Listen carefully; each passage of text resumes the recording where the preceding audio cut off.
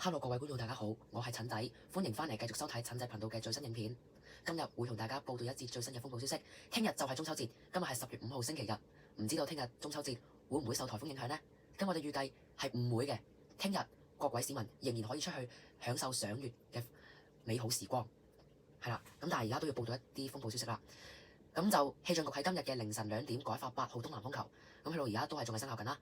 咁今日中午12點去到下晝3點呢，就會考慮改發3號風球。另外，藍色風暴潮警告仍然生效。咁今日清晨5點到朝早11點，低窪地區會出現水浸。今次亦都係第12次打風。咁就睇翻個颱風路徑圖啦。颱風麥德姆目前集結喺澳門西南大約310公里，預料向西北偏西移動，時速大約22公里。佢中心最高持續風速每小時145公里。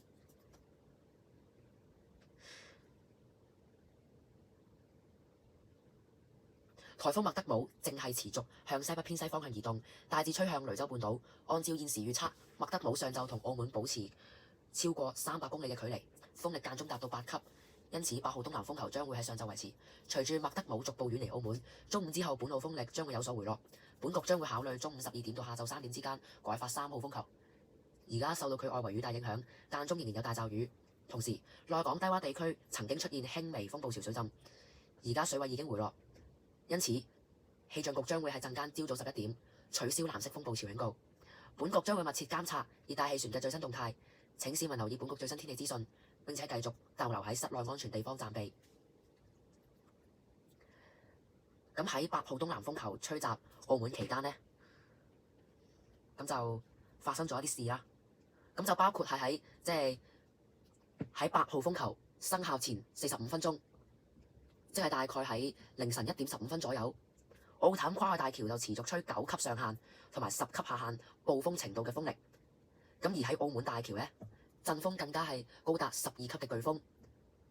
咁就陣風係達到每小時130.7公里。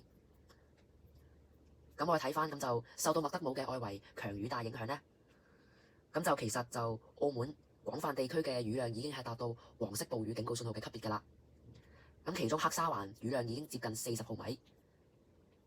咁但係8號風球生效期間，氣象局冇發出黃色暴雨警告信號。咁但係咧，氣象局罕有喺8號風球生效期間，同時發出咗雷暴警告信號。咁而喺香港3號強風信號就仍然生效。天文台話，除非麥德姆顯著增強，或者採取比較接近香港路徑移動，否則香港改發8號烈風或暴風信號嘅機會比較低。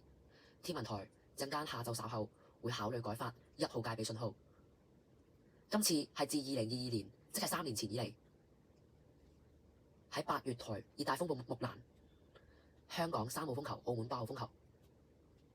今次係自2022年熱帶風暴木蘭喺8月，香港3號風球，澳門8號風球。咁就今節嘅風暴消息報道完畢，同時祝大家中秋節快樂。咁記得訂閱我嘅頻道，撳埋個 like， 跟住就撳埋個鐘仔，分享呢條片俾你嘅朋友仔，有新影片即刻通知大家。